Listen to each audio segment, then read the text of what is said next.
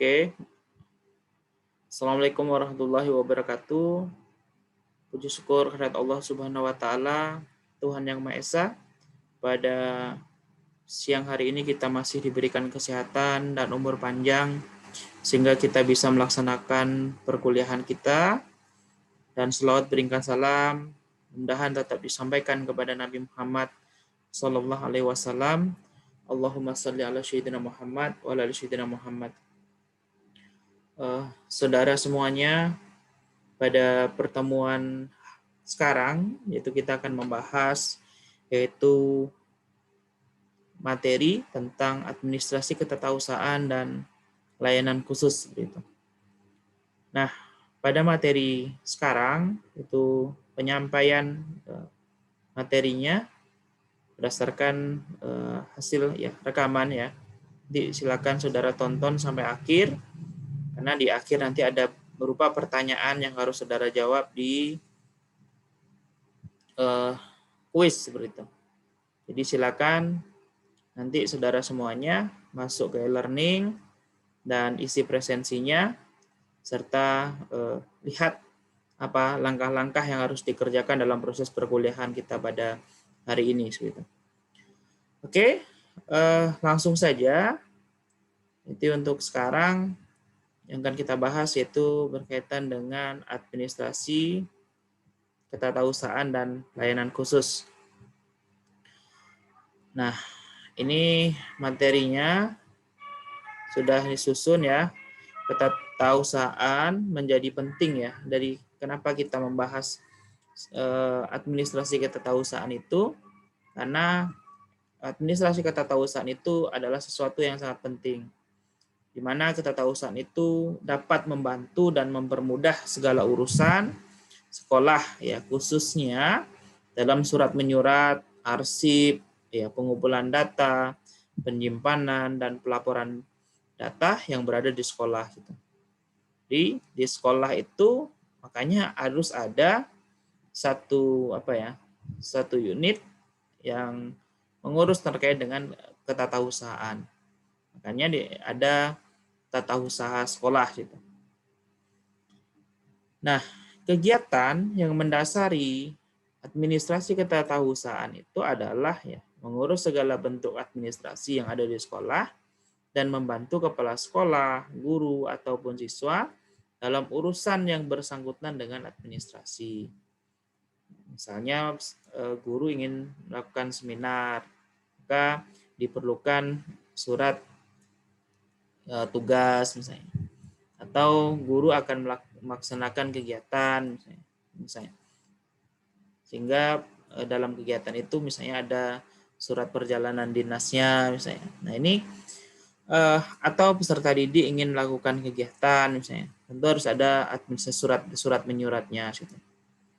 Termasuk dalam pengadministrasian surat yang masuk, atau ada surat undangan yang diapakan, atau surat permintaan misalnya untuk melaksanakan penelitian misalnya, sehingga nanti ada balasan berupa surat keterangan telah melaksanakan penelitian misalnya.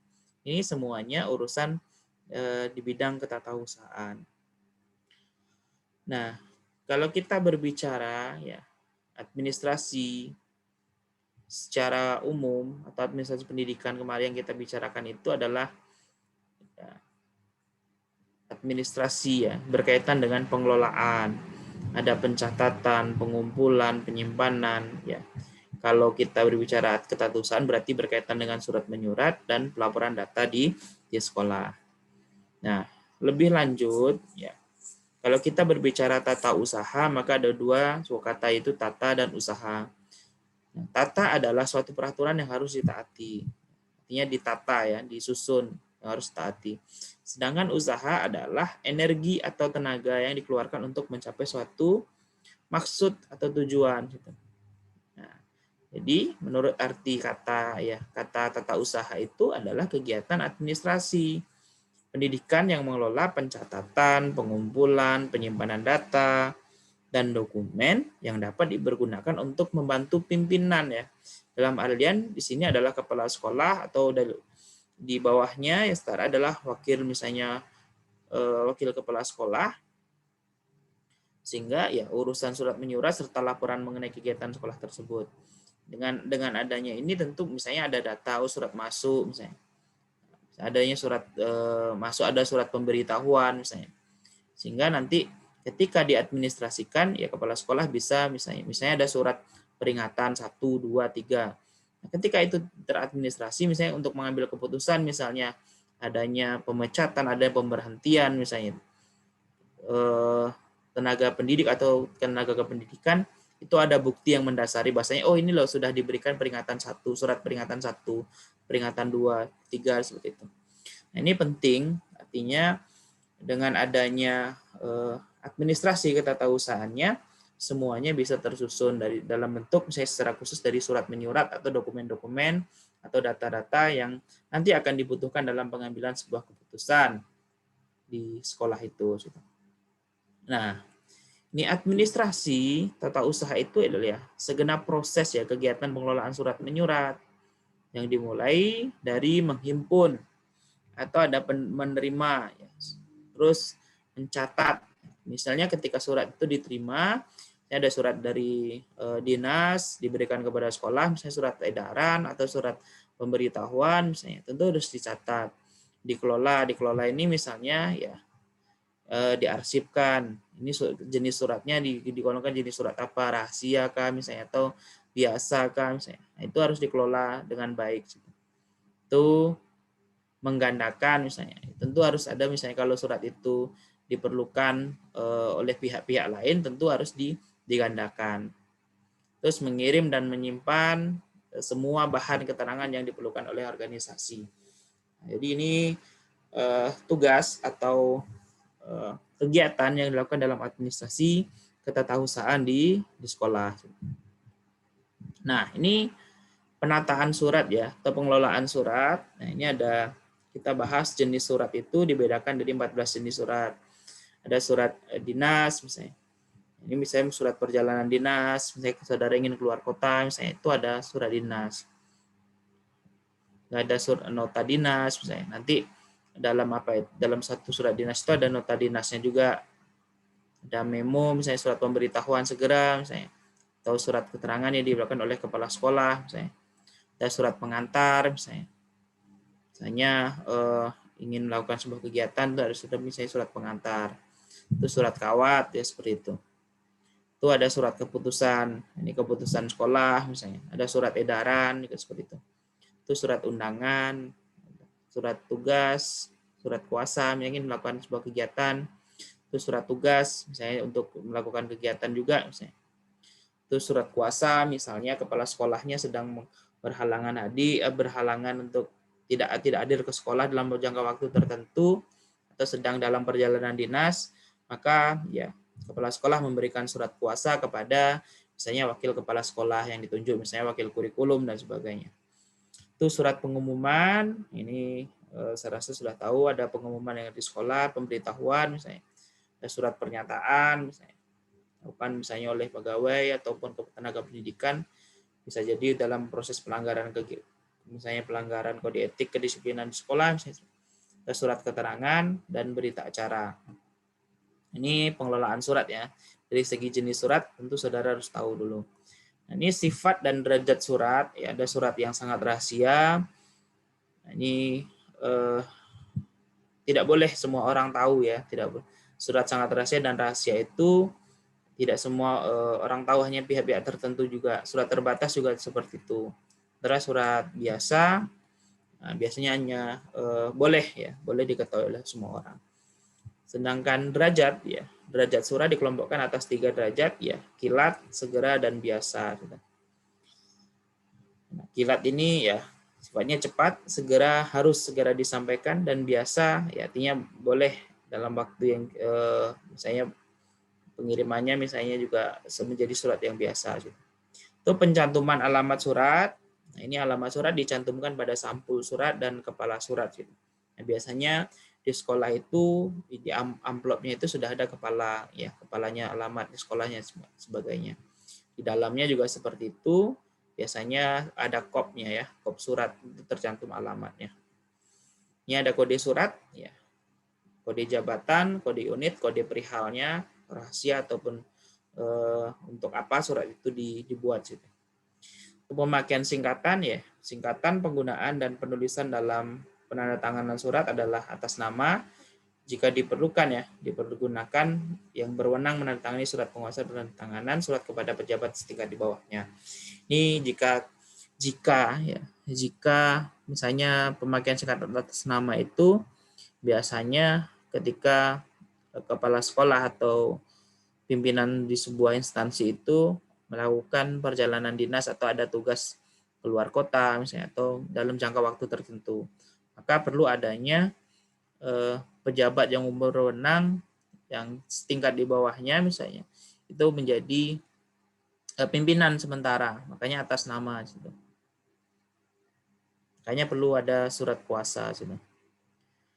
Nah, ini cap jabatan dan cap dinas. Cap jabatan merupakan cap atau stempel yang dipergunakan oleh pejabat tertentu, sedangkan cap dinas, cap atau stempel yang diperlukan oleh setiap pejabat. Nah, ini saya rasa untuk yang organisasi sudah tahu ada beberapa stempel yang dipergunakan. Ini. Terus ada prosedur ya, pengurusan surat, ada penerima surat, pengirim surat, pencatat surat, pengarah surat, dan pengolah surat. Misalnya nanti surat ada masuk surat ke sekolah, ke siapa yang menerima suratnya, terus siapa yang pengirim, setelah dicatat misalnya, didisposisikan ke siapa, ini harus jelas. Nah, ini yang selanjutnya adalah penataan arsip. Ya, arsip ya adalah naskah yang dibuat dan diterima oleh lembaga-lembaga atau swasta dalam membentuk acara apapun. Ya, arsip itu apa dalam bentuk misalnya suratnya jenis apa saja misalnya, atau dokumen dalam data dalam bentuk apa saja. Nah, itu baik dalam keadaan tunggal maupun kelompok dalam rangka pelaksanaan kegiatan lembaga tersebut. Makanya ada arsip ya. Nah, kegiatan pengelolaan arsip itu terdiri dari asas penataan arsip, sistem penataan arsip, prosedur penataan arsip, dan peralatan dalam penataan arsip serta peminjaman arsip. Nah, ini arsip ini biasanya didokumentasikan, diarsipkan di sekolah misalnya. Penataannya misalnya dikelompokkan, misalnya ini bidang misalnya sarana prasarana, ini bidang misalnya kurikulum, bidang pendidikan seperti itu. Sistem penataannya juga seperti itu, prosedurnya, peralatan yang dibutuhkan, misalnya untuk peminjaman arsip harus jelas kapan dipinjam dan kapan akan dikembalikan. Sehingga ketika ada peminjaman arsip yang ada di sekolah itu terdokumentasi atau tercatat situ. Kalau tidak tercatat, tentu nanti akan membingungkan ketika dibutuhkan kembali. Siapa yang meminjam tentu tidak diketahui kalau tidak dicatat situ. Pengorganisasian tata usaha, ya ini pengorganisasian itu ini menurut Handoko tahun 2003 adalah penentuan sumber daya dan kegiatan yang dibutuhkan untuk mencapai tujuan organisasi. Terus proses perencanaan dan pengembangan suatu organisasi yang akan dapat membawa kepada hal-hal ya tersebut di atas ke arah tujuan. Dan yang ketiga adalah penugasan tanggung jawab tertentu, dan yang keempat pendelegasian wewenang yang diperlukan kepada individu-individu untuk melaksanakan tugas-tugasnya. Nah, jadi dapat disimpulkan bahwasanya pengorganisasian tata usaha itu merupakan penyusunan struktur organisasi yang sesuai dengan tujuan organisasi tadi, sesuai dengan sumber daya yang ada, misalnya yang dimiliki sekolah dan lingkungan yang melingkupinya, sehingga tujuan sekolah atau organisasi itu bisa tercapai secara efektif dan efisien. Jadi, misalnya kepala sekolah apa tugasnya, itu harus dimanfaatkan secara betul. Ini ada mulai dari nanti kita bahas ada struktur organisasi yang ada di sekolah, mulai dari kepala sekolah, komite, misalnya dan sebagainya. Misalnya laboran, guru, misalnya. Nah, itu nanti akan kita bahas. Bentuk struktur organisasi sekolah. Ini struktur organisasi ya, misalnya SMA, kita contoh SMA ya, sesuai dengan SK Mendiknas ya, dari Pendidikan Nasional nomor 53. Ini tahun 2001, tanggal 9 April 2001. Ya, struktur organisasi sekolah itu terdiri dari kepala sekolah, ya ini seminimal mungkin ya, wakil kepala sekolah, urusan tata usaha sekolah, unit laboratorium, unit perpustakaan, dewan guru gitu. Nah, ini contoh. Ya, ini contoh ya yang mungkin sudah bisa juga lihat. Ini yang contoh yang mungkin yang apa namanya? Contoh sederhana ya. Ini mulai dari kepala sekolah. Ini yayasan jika ini yayasan ya, tapi jika ini dinas tentu dari dinas. Dinas di Dikpora kota misalnya. Kalau tidak ada yayasan. Langsung ke kepala sekolah, ini ada komite sekolah, garisnya adalah garis koordinasi. Nah, ini untuk kepala sekolah, selanjutnya tim pengembang sekolah juga ada, tim adiwiyata, tim sumber daya manusia, dan tim pengembang program. Nah, sementara di bawahnya ada wakil humas, wakil kesiswaan, wakil sarana prasarana, wakil kurikulum, dan ada kepala tata administrasi atau tata usaha gitu. Nah, di bawahnya, di bawah ketatausahaan itu ada urusan ya kurikulum, ada urusan kesiswaan, urusan humas, prasarana pegawaian, urusan surat dan arsip, ya, urusan keuangan dan staf keuangan.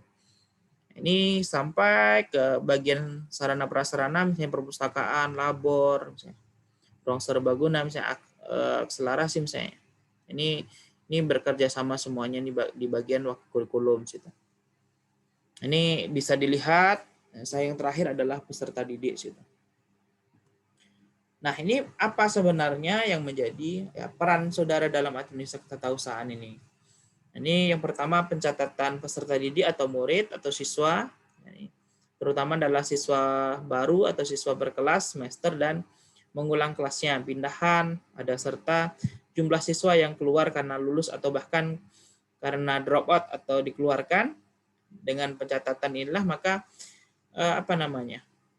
sekolah akan mudah mengetahui jumlah siswa dalam perkembangan pada setiap tahun ajaran.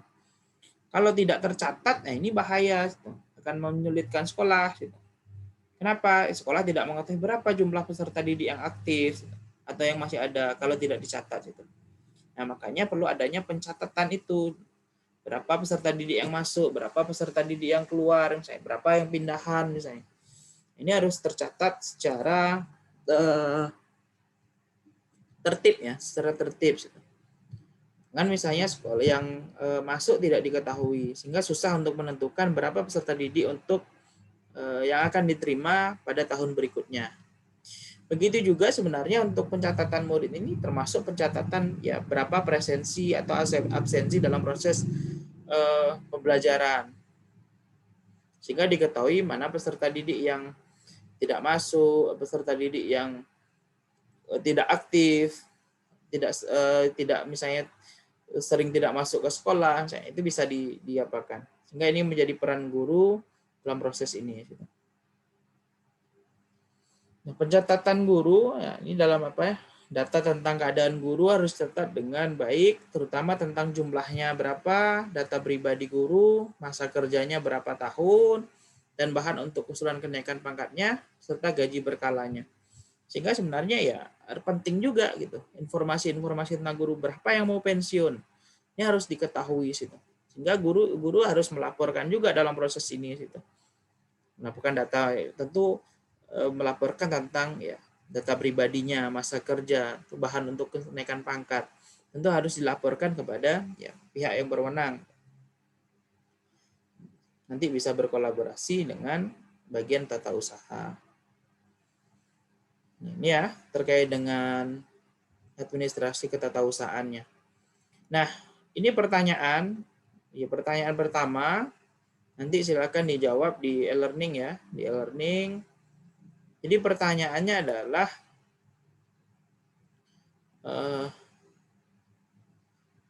silakan ya saudara analisis terkait dengan administrasi ketatausahaan di sekolah Anda terlebih dahulu. Misalnya kalau saudara SMA berarti di SMA saudara. Kalau SMK berarti di SMK tempat sekolah terakhir saudara. Bukan yang di sekolah ya, bukan di perguruan tinggi. Jadi saya ulangi, bagaimana keterlaksanaan administrasi ketatausahaan di sekolah saudara semuanya. Jadi boleh di SMK, boleh di SMA sesuai dengan sekolah saudara masing-masing. Apakah sudah terlaksana? Ya, tentu kalau sudah terlaksana, apa buktinya? Kalau belum terlaksana, apa buktinya? Apa dasarnya belum melaksanakan itu? Ya, itu dijawab di e-learning. Bagi yang tidak menjawab berarti tidak melihat videonya sampai di tahap ini. Selanjutnya, ini ada administrasi layanan khusus. Nah, apa sebenarnya administrasi layanan khusus itu adalah ya, ada pengelolaan tadi sebenarnya sama dengan pengelolaan.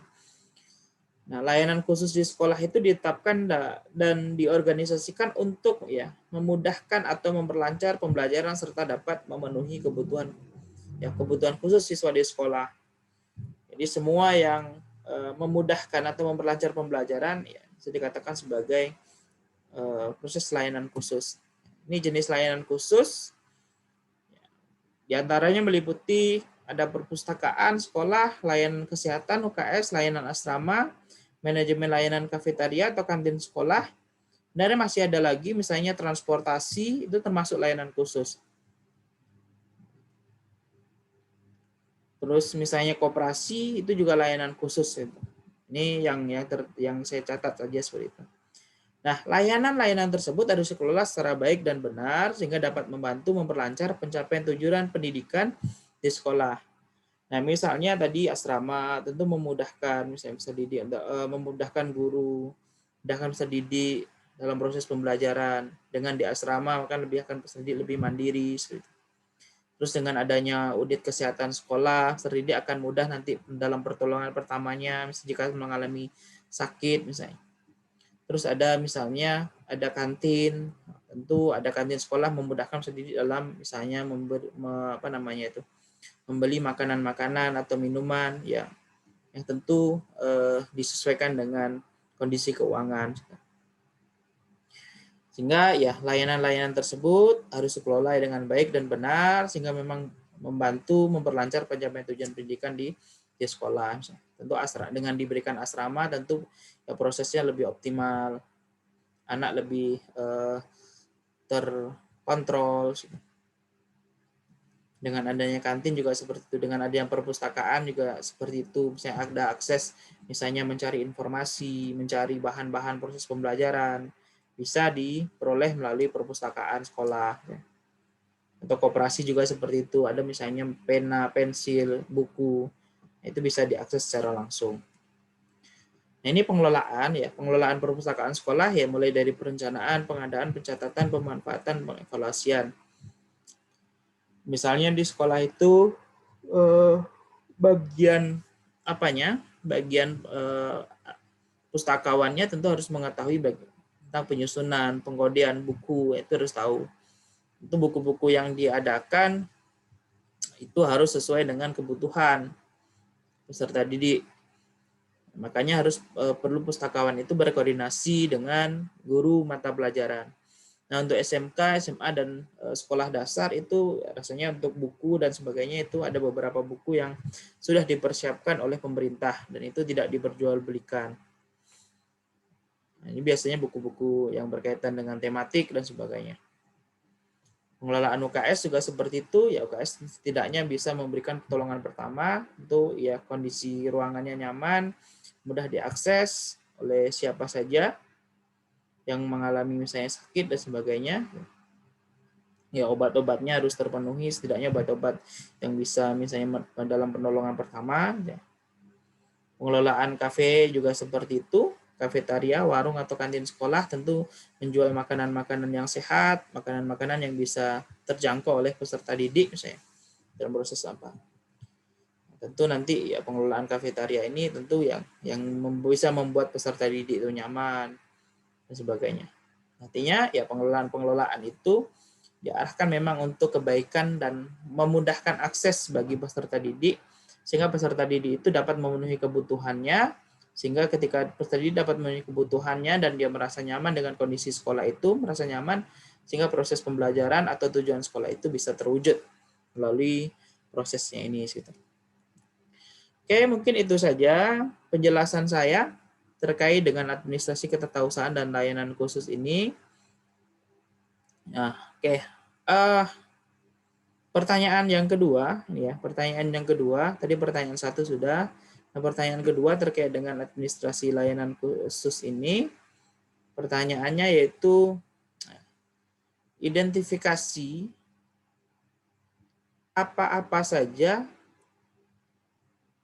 ya jenis layanan khusus ya, jenis apa saja jenis layanan khusus yang ada di sekolah Anda sebelumnya. Jadi silakan dituliskan nanti dan silakan dijawab ya, menurut persepsinya masing-masing. Tentu setiap sekolah berbeda-beda. Oh Pak, kalau di tempat saya kantin itu tidak ada misalnya. Oh di koperasi tidak ada Pak misalnya. UKS-nya tidak ada Pak. Perpustakaannya buku-bukunya terbatas. Itu silakan dijawab nanti di e-learning. Nah, jika ada pertanyaan ya berkaitan dengan ini keduanya ya nanti kita diskusikan ya nanti di grup saja jika sudah selesai menonton ya, sudah selesai menonton sampai tahap akhir ini sudah. Jadi, kalau sudah selesai di tahap akhir ini, jika ada pertanyaan berkaitan dengan materi kita yang kita bahas pada hari ini, silakan ditanyakan di WA Group saja. Di WA Group saja. Nanti mudah-mudahan saya akan menjawabnya di WA Group tersebut. Oke, terima kasih atas perhatiannya. Mohon maaf juga apabila ada kesalahan dan kekurangan dalam proses penyampaian. Dan saya akhiri, Assalamualaikum warahmatullahi wabarakatuh.